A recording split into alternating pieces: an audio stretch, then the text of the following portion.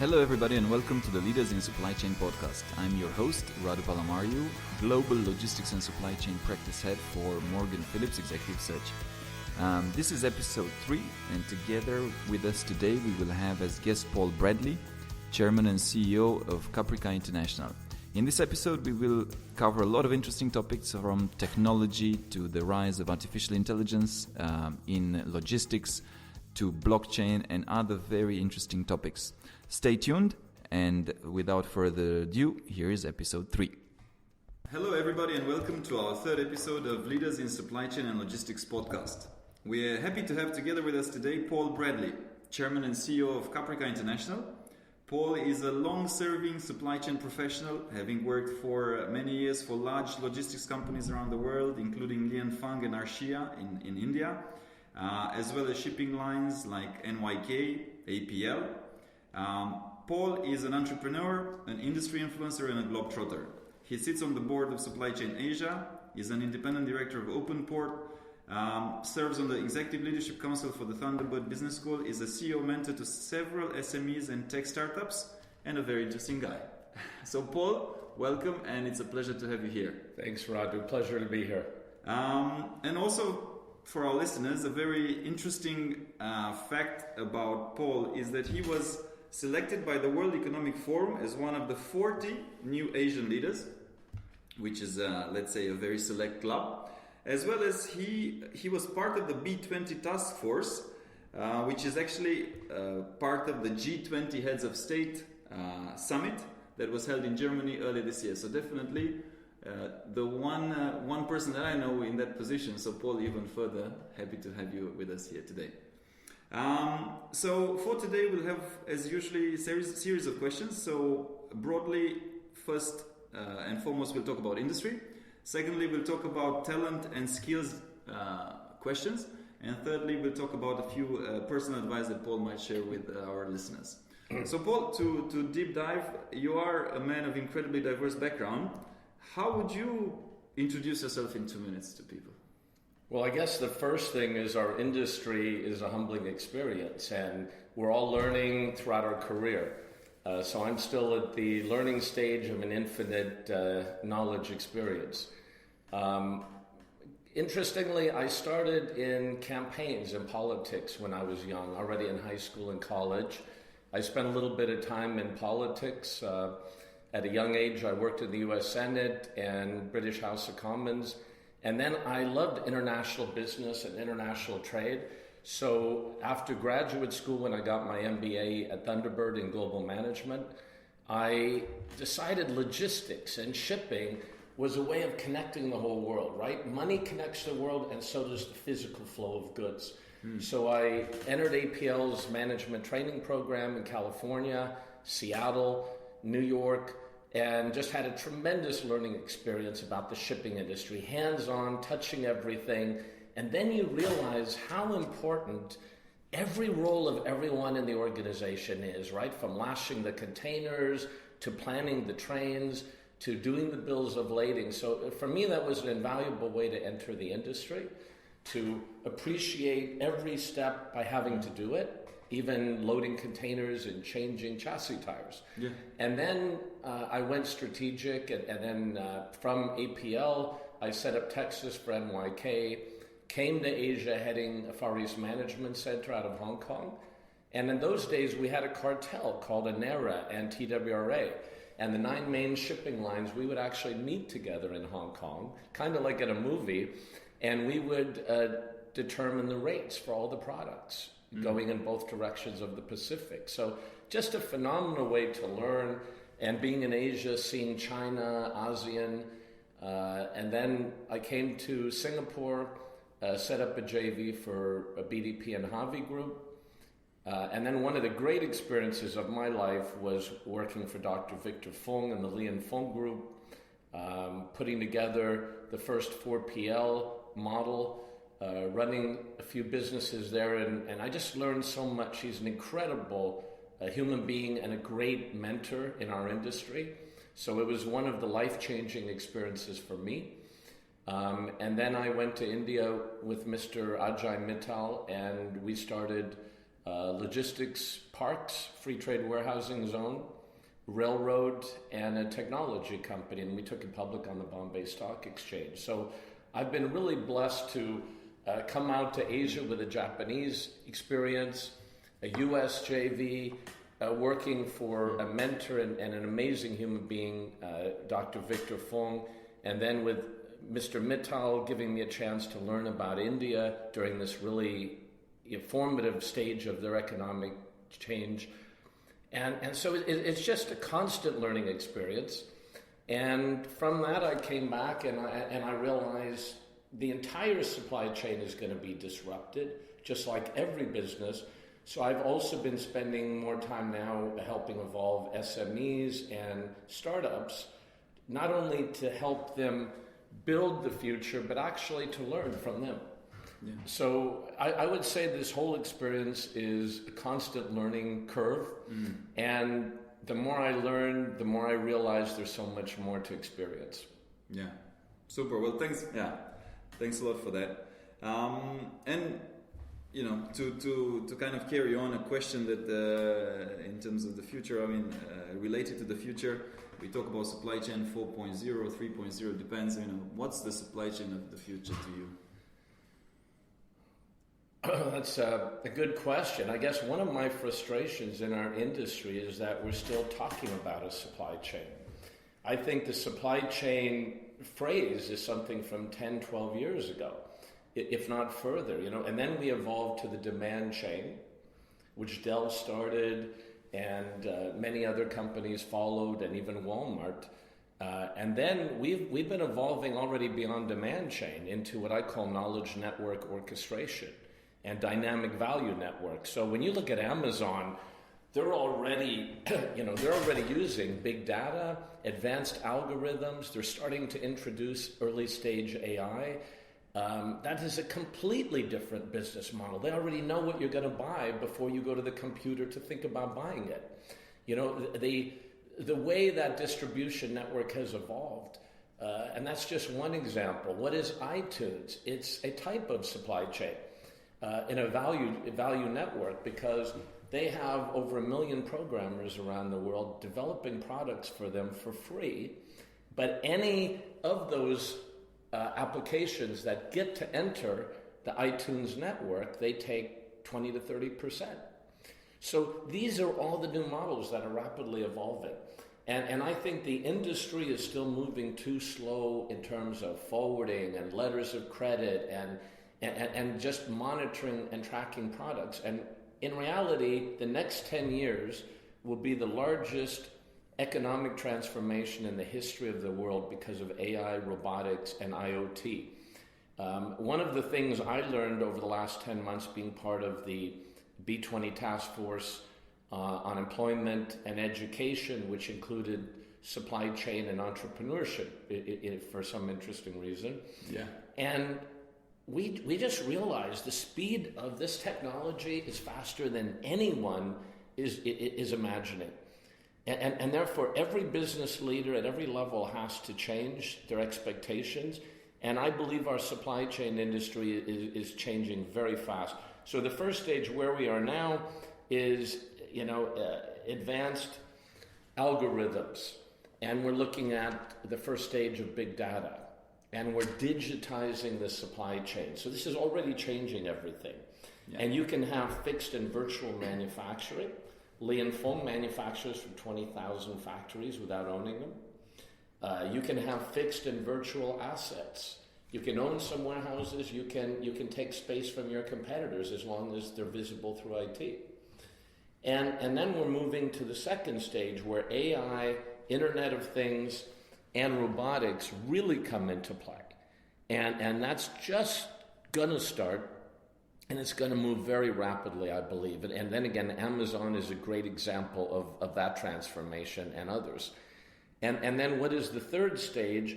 I think that will be fully integrated artificial intelligence and the blockchain going from the ledger, the virtual ledger structure, linked to artificial intelligence is going to completely disrupt and redefine the industry dramatically beyond anyone's expectations. And I am an optimist. I believe all this will happen in the next 8 to 10 years. Yeah. So are we really prepared for it as an industry? How do we change the leaders of these companies to think beyond freight forwarding, beyond shipping? And then how do we groom the next generation of talent to really be prepared for this kind of exciting future that's going to happen in the next decade? Yeah. No, excellent questions and excellent sharing, and a very good structure of the stages. And I could not agree more with you that, yeah, indeed, the transformation that we are already witnessing and the transformation that we will witness is probably unparalleled to anything that we have seen so far, even as humanity, if you want to put it. So the speed through which things are happening is definitely very, very fast. It always takes time, but it takes a lot shorter than it used to. But let's just look, Radu, at a couple basic things from the old economy, right? Freight forwarding, doing a bill of lading. This can already be automated with new technology. But if I don't do the bill of lading, then how do I get to build the spreads on freight? Yeah. And if I do the freight, then I get to touch the warehousing, then I get to touch the trucking. Yeah. But today, the bill of lading can be automated with new disruptive technology. The shipping rates are being opened up with companies that are exposing that, taking out that component. The warehousing is much more transparent on costs and product visibility. And then other companies, so then you have other companies like OpenPort and others that are attacking the trucking space. So already every part of the traditional supply chain is under attack by small, aggressive startups. And then even the banks that have made billions on letters of credit, that is all automated already. That is going to come under huge risk in the next few years, and ultimately that will become fully integrated through blockchain as well. Absolutely. And I mean, and you mentioned blockchain a few times. Actually, there was a very good question. I think it's on a lot of people's in supply chain lips. Blockchain. David Weaver, one of our listeners, and he had a question around blockchain. He actually asked, blockchain, is it hype or real value? If real value, when will we see widespread adoption into everyday processes? So maybe we deep dive a little bit further into it. Well, I think it's fair to say all of us are going through a really steep learning curve to figure this out, because this is all new technology that just came out of nowhere. I'm mentoring 2 startups right now, and we're actually looking at an ICO instead of an IPO, which basically is raising money through the cryptocurrency structure. Wow. All right. I didn't know And I didn't know what it was 8 weeks ago, and then I have to read up on it because we're actually thinking of executing it with a couple of the startups. So an ICO is a cryptocurrency way of raising funds instead of the traditional method. And it disintermediates the investment banks. Wow. So we've seen Bitcoin go to $2,000, then down to $1,500, and now over $4,000, Absolutely. all in the last 6 weeks, with projections that it could go way beyond that over the next few years. There are about 4,000 cryptocurrencies already. So we really just are trying to figure out what it means. And then you have Ethereum, which is basically creating a cryptocurrency, but it actually has validation points. Yeah. And you can see validation points touches LCs and everything else. So I don't think any of us can define when blockchain will really move across our industry. But first, it's moving through the finance and banking industry at dramatic speed. That will validate the process, and then it will break out into other industries, including logistics and supply chain, with the virtual ledgers and the ability to monitor the products as they move across. Absolutely. So there are already 3 or 4 experiments in that space. I know IBM's doing one with several companies. Maersk is doing this. Walmart is already playing with it. But as soon as those are tested and validated, again, the disruption will move across. So I'm guessing It's starting now. It will get traction in about 3 years, and it will be very, very aggressively positioned across the industry in about 5 to 8 years, would be my guess. But it's all guesswork because it's so evolving and dynamic. Yeah, exactly. And it was all over the news. The breakthroughs and the new partnerships with IBM is really leading the way at the moment.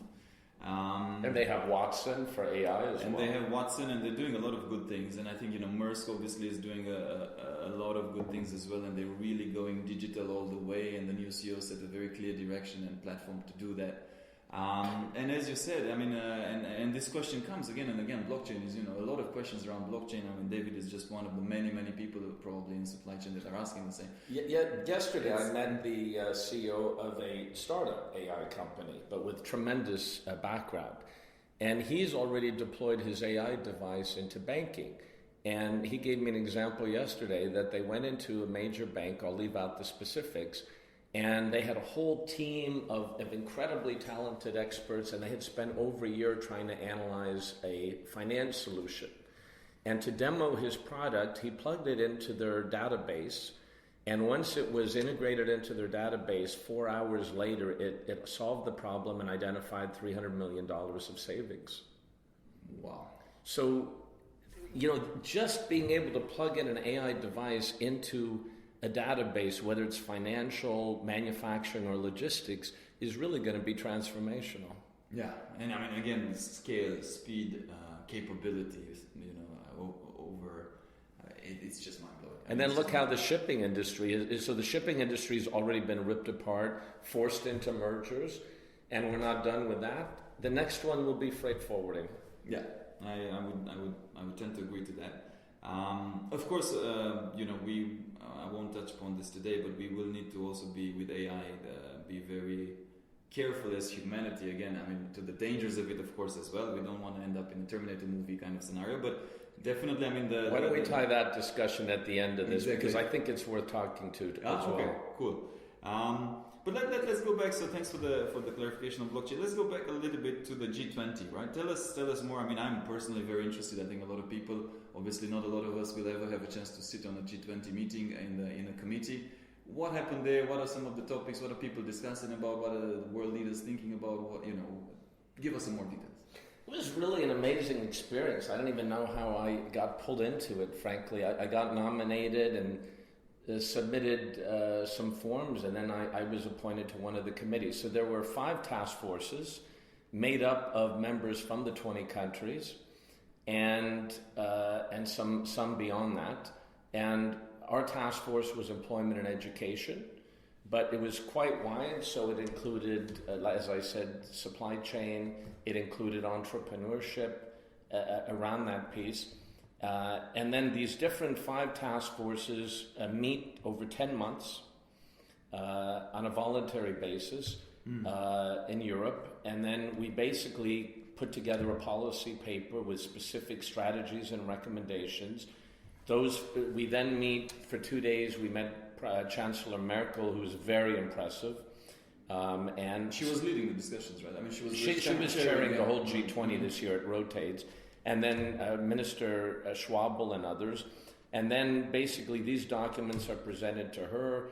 They synthesize it into a tighter document, and then she presents it to the G20 countries, who then peel off and negotiate to form their final document. So it's just a really cool process to be part of. And again, dealing with all the different cultures from South Africa and China and Korea, the US and England, France, Germany, Saudi Arabia, Brazil, Argentina, Russia. So it was just a beautiful opportunity to connect cultures. But what we really looked at was the impact of AI and robotics. It was just the driving theme. And I'm speaking today on my own behalf, not on behalf of B20 Task Force, but we just see the speed of AI and robotics moving faster than most CEOs can realize, or most political leaders can realize. And therefore, we need to change the whole thinking of business strategy because of the disruption. And we need to seriously take a look at redefining the whole education process for the next generation. Yeah. We literally have to train people for jobs that don't exist yet. Yeah, and it's more training about, I guess it boils down also to training more on mindset than on actually hard skills, because that will, Absolutely. That will change. And it's also a matter of a third element that needs to really, this is my personal opinion, needs to be looked at, and this is quite, again, serious, and we'll tie back at the end, is policies, and it's government policy. That's going to be incredibly important, because of course a lot of jobs will be reshaped or disappear, and we'll need to see what we do about So that. we're already looking at 6 million jobs at risk just in transport in the United States alone. Yeah. So how do you protect people? How do you protect their dignity? How do you give them opportunities to have purpose and exciting jobs in the future? The human element becomes more important, actually. Even programming, most programming will be automated within 8 to 10 years by AI. It'll be programming itself. So even programming only has a temporary window.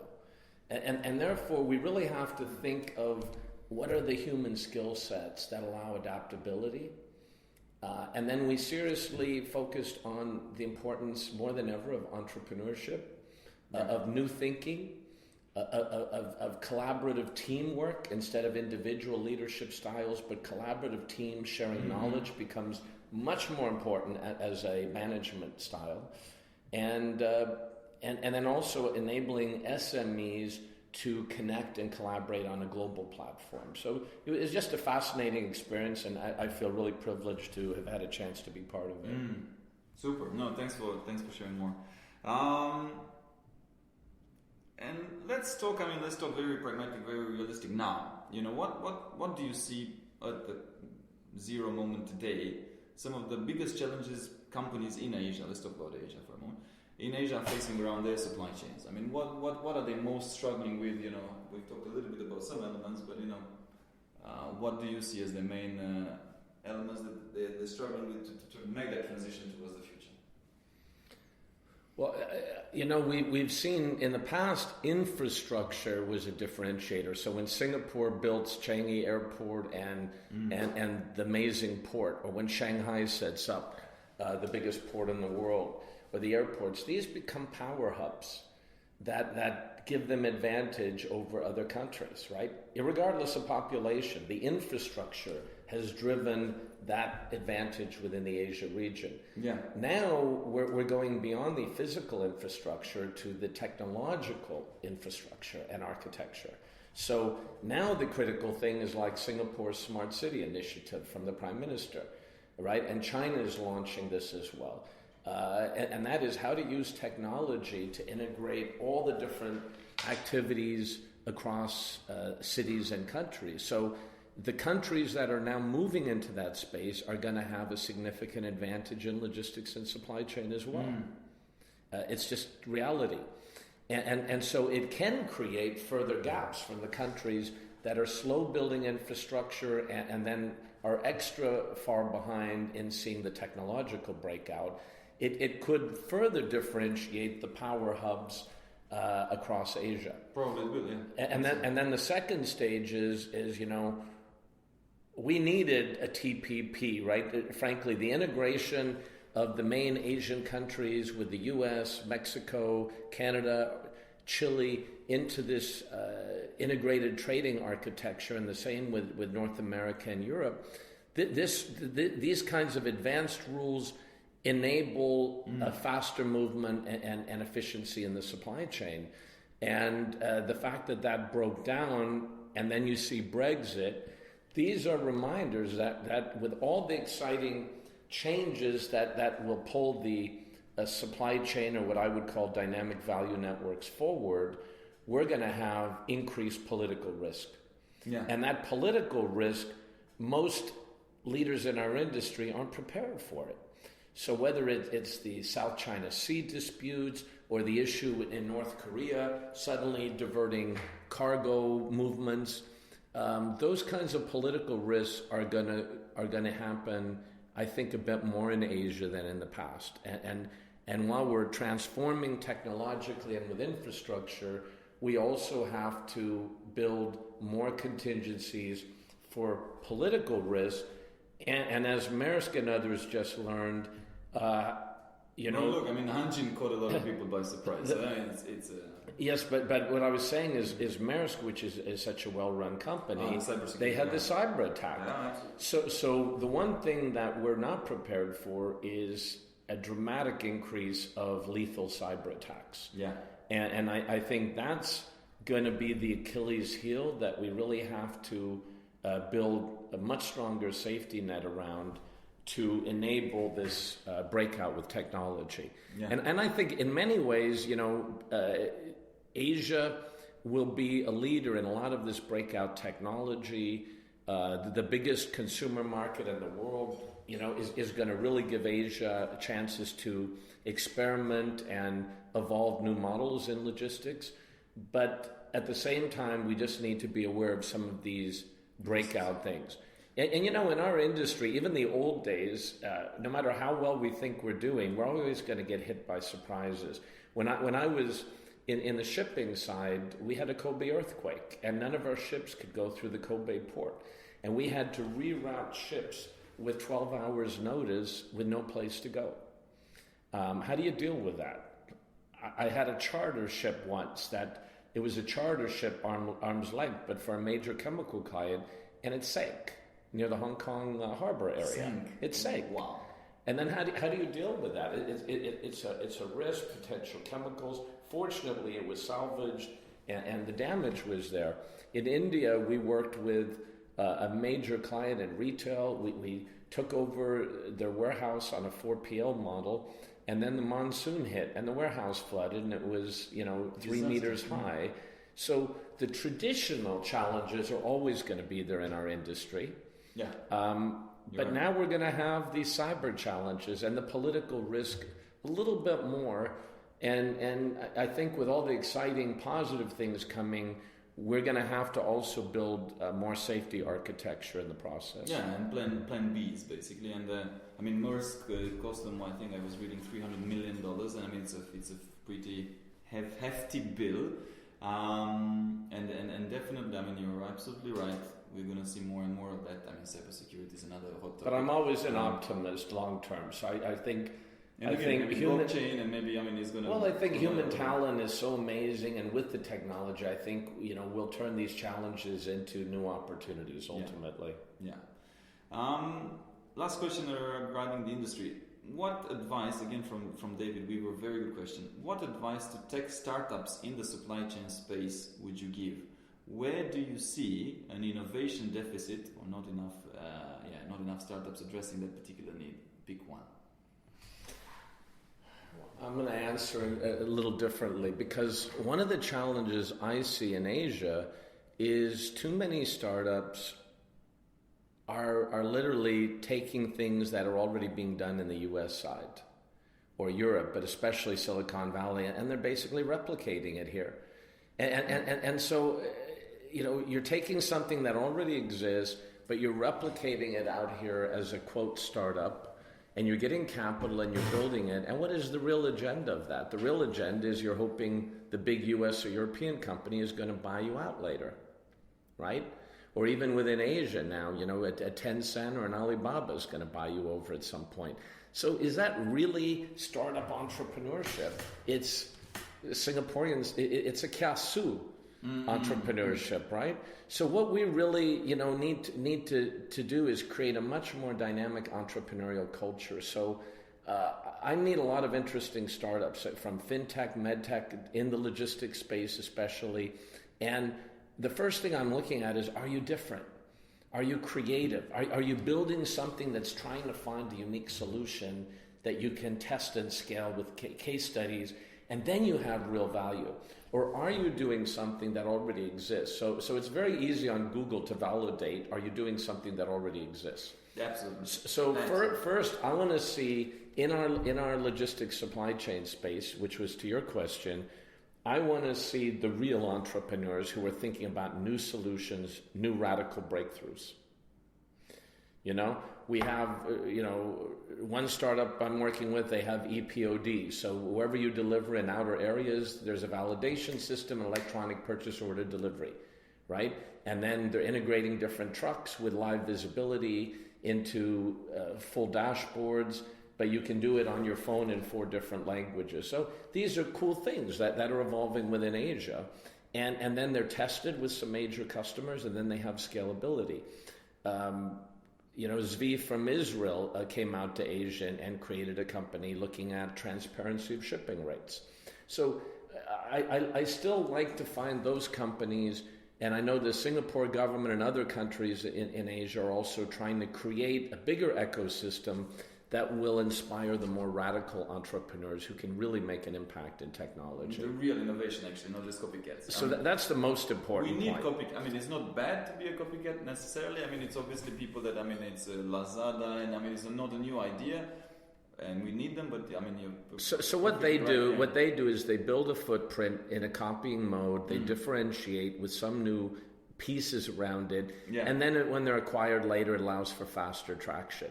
But here's an example. What did Amazon do in February of 2016, I believe? They filed a patent for 3D printing trucks. And they're already testing them. They're already deploying them. And what they do is they don't go to a warehouse. They load with chemicals. Absolutely. And then they figure it's 30 minutes to deliver these toys to a certain house.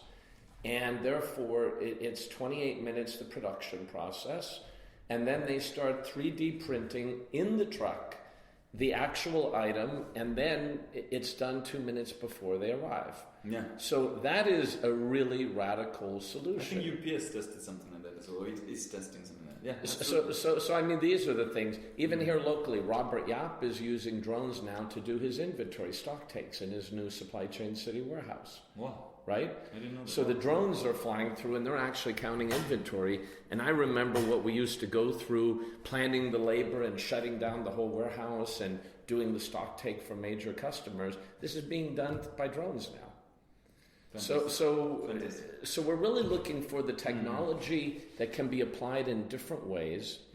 And then basically the most important thing, having done 7 startups myself and been involved with 2 IPOs, is we need to build case studies. Something Victor Fong taught me as a mentor is when you start a new business, build case studies. Get a few clients, test the technology, prove that it works, then scale. And as you scale, then more investment capital will come on board, and then you can break out with many more customers. Yeah. So don't go too wide, go deep. Deep with a few customers, deep with a few markets, because each market has different political and economic and regulatory issues. Just go deep in a few places, refine the technology, prove that it works, then capital will come to you, and then you can really scale and break out. So I think that's a general rule for everyone. Super. But did I answer your question? I think it's a very good point, and it's a very good sharing, and I think it does. This is the end of part 1. Stay tuned for part 2, where we talk more about recruitment, talent, and skills gaps.